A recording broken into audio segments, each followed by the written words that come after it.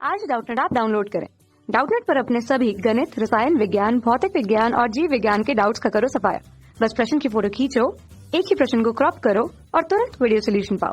अभी डाउनलोड करें। प्रश्न है, पारिस्थितिकी पिरामिड की सीमाएं हैं। पहला दिया गया है, दो या अधिक पोषक स्तरों पर समान जाति की उपस्थिति को नहीं दर्शाता है। दूसरा, यह सरल खाद्य श्रृंखला की कल्पना करता है जो प्रकृति में नहीं पाई जाती है। तीसरा है, पारितंत्र में महत्वपूर्ण भूमिका निभाने वाले मृतोपजीवी या अपघटकों को इसमें कोई भी स्थान नहीं दिया जाता है। चौथा है, यह पारितंत्र में खाद्य जाल विशिष्ट माना जाता है। केवल 3 प्रकार के पिरामिड प्राप्त किए जा सकते हैं, जबकि प्रकृति में अनेक हो सकते हैं। ये 5वां दिया गया है।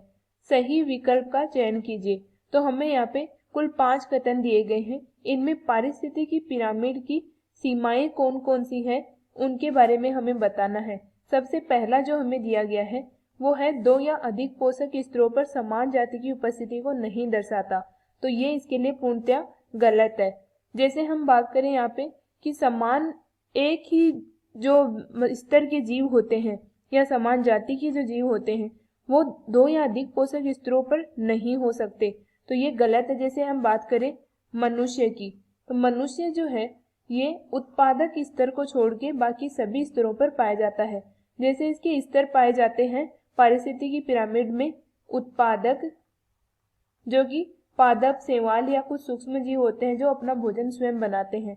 उसके बाद में आते हैं प्राथमिक उपभोक्ता, यानी कि ये उत्पादकों को खाने के काम में लेते हैं। शाकाहारी जीव होते हैं ये। प्राथमिक उपभोक्ता को खाने के काम में लेते हैं। द्वितीयक उपभोक्ता, इनको मांसाहारी जीव भी बोलते हैं जो प्राथमिक उपभोक्ता को खाते हैं, और द्वितीयक उपभोक्ता को खाते हैं तृतीयक उपभोक्ता।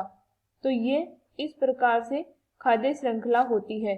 तो इसमें हमें दिया गया है कि एक ही जाति के जीव दो या अधिक पोषक स्तरों पर नहीं हो सकते। तो इसका एक बेस्ट एग्जाम्पल है मनुष्य। मनुष्य जो है ये उत्पादक नहीं होता, यानी कि अपना भोजन स्वयं नहीं बना सकता, लेकिन ये शाकाहारी भी होता है, यानी कि उत्पादकों को सीधे तौर पर खाता है। उसके अलावा ये द्वितीय उपभोक्ता भी हो सकता है, यानी कि जो शाकाहारी जंतु होते हैं, जैसे बात करें हम बकरी का मांस, गाय का मांस, तो इस प्रकार से इनको खाता है। इसके अलावा ये तृतीय उपभोक्ता भी हो सकता है। तो ये उत्पादक को छोड़ के सभी स्तरों में होता है। उसके अलावा अगर हम बात करें गोरैया की, तो गोरैया जो है ये फल और बीज जब खाती है, फल और बीज, तो इस कंडीशन में ये प्राथमिक उपभोक्ता कहलाती है। प्राथमिक उपभोक्ता कहलाती है, उपभोक्ता। लेकिन यही गोरैया अगर कीट खाती है, कीट, तो इस कंडीशन में यह द्वितीयक उपभोक्ता बन जाती है। तो एक ही जीव जो है अलग अलग स्तरों पर हो सकता है उपभोक्ता। तो इस प्रकार से पहला यहाँ पे पूर्णतः गलत हो जाएगा। दूसरा है, यह सरल खाद्य श्रृंखला की कल्पना करता है जो प्रकृति में नहीं पाई जाती। तो ये भी गलत है। सरल प्रकार की खाद्य श्रृंखला प्रकृति में हो सकती है। जैसे उत्पादक को प्राथमिक उपभोक्ता खाता है, फिर प्राथमिक को द्वितीयक, द्वितीयक को तृतीयक, तो इस प्रकार की खाद्य श्रृंखला होती है। तीसरा दिया गया, पारितंत्र में महत्वपूर्ण भूमिका निभाने वाले मृतोपजीवी अपघटकों को कोई भी स्थान नहीं दिया जाता। तो ये पूर्णतः सही है, ये सीमाकारी है इसके लिए, क्योंकि हम देखें यहाँ पे कि उत्पादक, प्राथमिक उपभोक्ता, द्वितीय उपभोक्ता, फिर तृतीय उपभोक्ता इस प्रकार से पाए जाते हैं। लेकिन जो मृतोपजीवी होते हैं वो महत्वपूर्ण भूमिका निभाते हैं। मृतोपजीवी ये ऊर्जा प्रवाह में भी महत्वपूर्ण भूमिका निभाते हैं, लेकिन इनको खाद्य श्रृंखला में कोई स्थान नहीं दिया गया है। तो ये इसके लिए पूर्णतः सीमाकारी है। मृतोपजीवी जो है ये मृत कार्बनिक पदार्थों पर निर्भर करते हैं भोजन के लिए।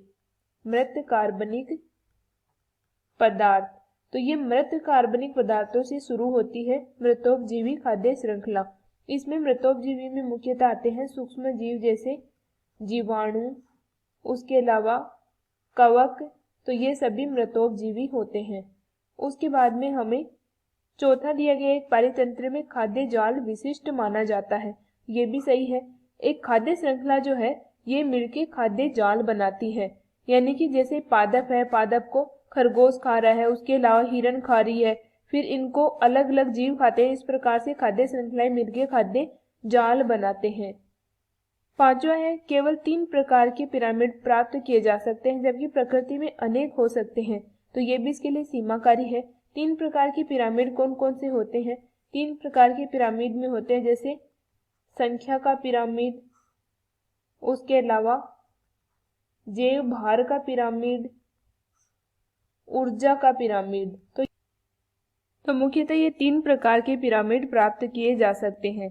तो हमें यहाँ पे विकल्प देख लेते हैं। पहले में दिया गया है 1, 3 और 3, यानी कि 1, 2, 3, तो ये गलत है इसके लिए, क्योंकि पहला यहाँ पे गलत हो जाएगा। दूसरा है 1, 3, 4, तो ये भी गलत है। तीसरे में है 3, 4 और 5, तो ये इसके लिए सीमाएं हैं, ये सही विकल्प है। चौथा है 1, 2 और 3, तो ये गलत है। तो हमारा यहाँ पे जो सही उत्तर है वो है विकल्प नंबर 3। कक्षा 6 से 12वीं से लेकर नीट, IIT, JEE वो एडवांस के लेवल तक 1 करोड़ से ज्यादा छात्रों का भरोसा। आज ही डाउनलोड करें डाउटनेट ऐप या व्हाट्सएप करें अपने सारे डाउट्स 8400 400 400 पर।